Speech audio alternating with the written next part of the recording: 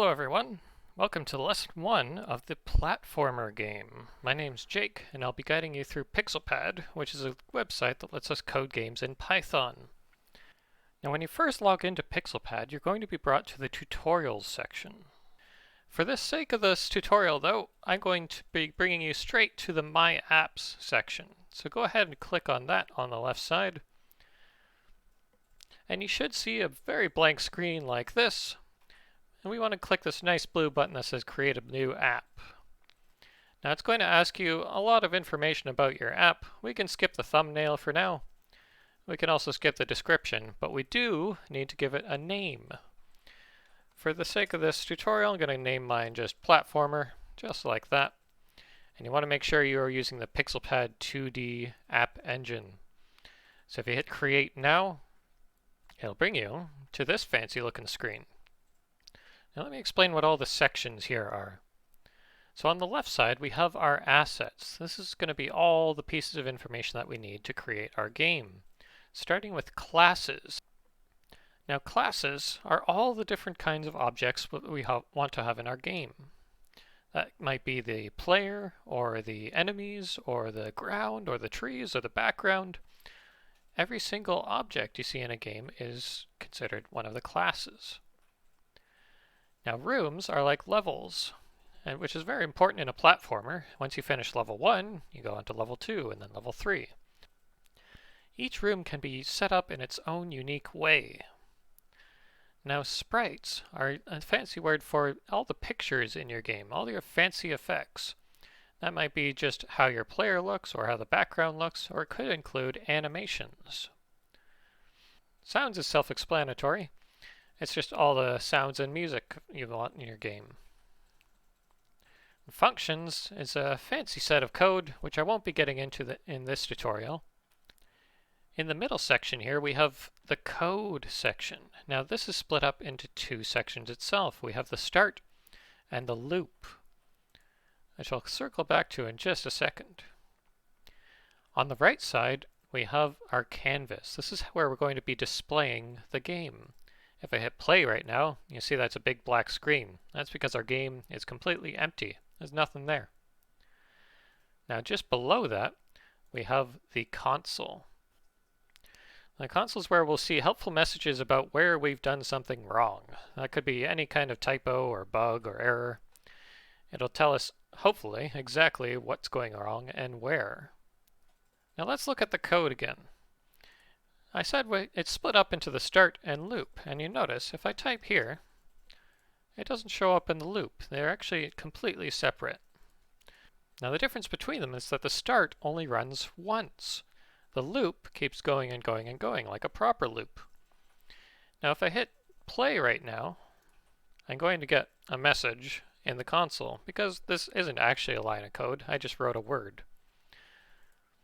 But you notice if I delete this, and I go over to the loop, and I just say loop in here, I'm going to get more messages in the console. But you see that it keeps going and going and going. It keeps scrolling down and more and more. That's because the loop keeps giving me that same error message over and over and over again. It keeps going and going.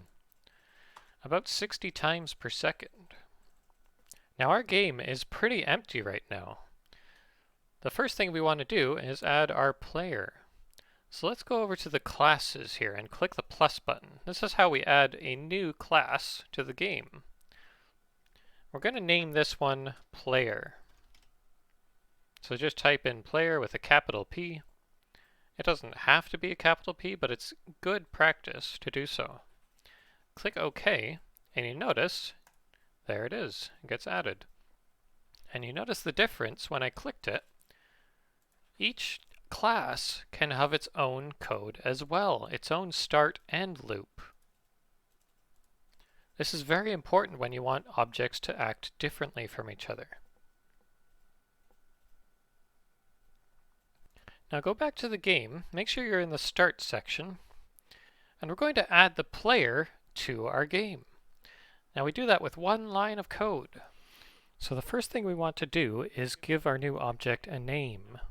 Now this name can be anything you like. I'm going to use the name Astro. And we say it's equal to player with a capital P and these round brackets. What I'm doing here is that I'm creating a player class and giving it the name Astro. Now if I hit play, you'll see that our screen is no longer an empty black screen. I've got a little blue box in the middle.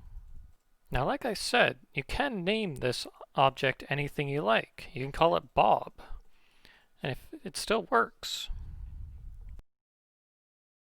The reason I call it Astro will become more apparent as we continue the lesson.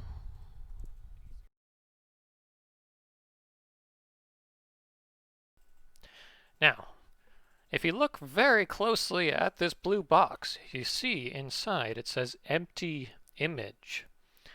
Now it says that because we haven't put an image on our object. So let's go do that. In order to add a picture, we need to look at our Sprites section. So go ahead and click the plus sign there. And you see that PixelPAD has its own little asset store that we can browse through.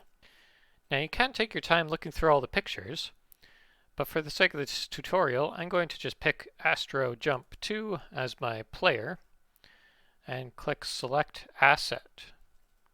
Now it's going to ask us to name this one. I'm just going to call it Player.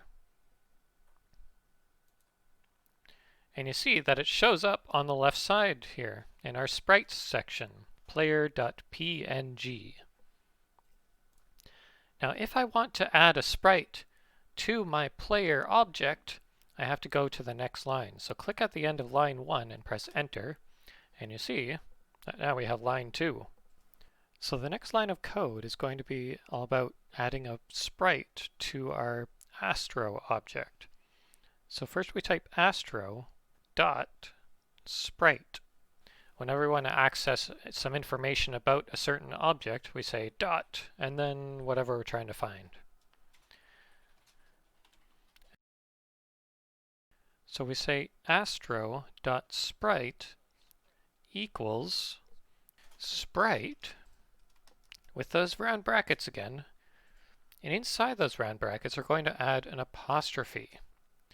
Now inside those apostrophes, notice it automatically added a second one for me. We're going to write the name of the sprite that we want. And if we don't know the name, we can look at our sprites list over here in our assets, and look, it's player.png. We spelt it exactly the same as that, and it should show up when I press play. There it is. Instead of that blue box, we now have an image for our player. Now notice it shows up in the exact center of the screen. Now there's a reason for that. Whenever we create a new object, it appears at the coordinates 0, 0. So it's x equals 0 and it's y equals 0. Let me explain that over in Sketchpad over here. Now, a lot of you might have seen a graph with an x-axis and a y-axis. Imagine your game has an invisible graph, just like that. And in the middle, we've got our objects showing up. This is where x equals 0 and y equals 0. Now notice that the x controls how far left and right an object is, while the y controls how far up and down it is. If we want to move the object left or right, we need to modify its x value. If we want to modify its up and down, we need to modify the y value. And just like how we can modify the sprite of an object, we can modify the x and y in a very similar way. Let's add another couple lines of code. Go to the end of line 2, click at the end here, and press enter, and we'll go to line 3. So on this line, we're going to change Astro's x position. So again, I type Astro, but instead of saying .sprite, I say .x. And once again, I'm going to set that equal to something. I'm going to make it something else. I'm going to try the number 200 and see what happens here. And look at that. Our player moved over to the right. So we can assume that if 200 is over here, whenever we want to go to the right, we need to use a number that's bigger than 0. And if we go less than 0, we should end up going to the left. And look at that, it works. By using negative numbers, I can access the left side of the screen. So you can do the same thing with the objects y.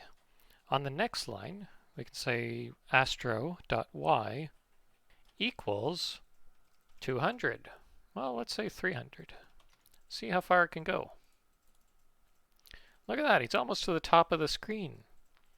If I make that a negative, he should go down. Now you can modify these numbers to be anything you like. Position your player wherever you want. See how far you can change the numbers before he disappears off the screen. And just like that, we finished up lesson 1. We covered classes, how to add the class as an object in our game, how to add a sprite to an object, and how to change the position by modifying the x and the y of the object. We're already well on our way to creating our platformer. The next step is actually getting our player to move when we want him to. We'll look at that in lesson 2. See you there.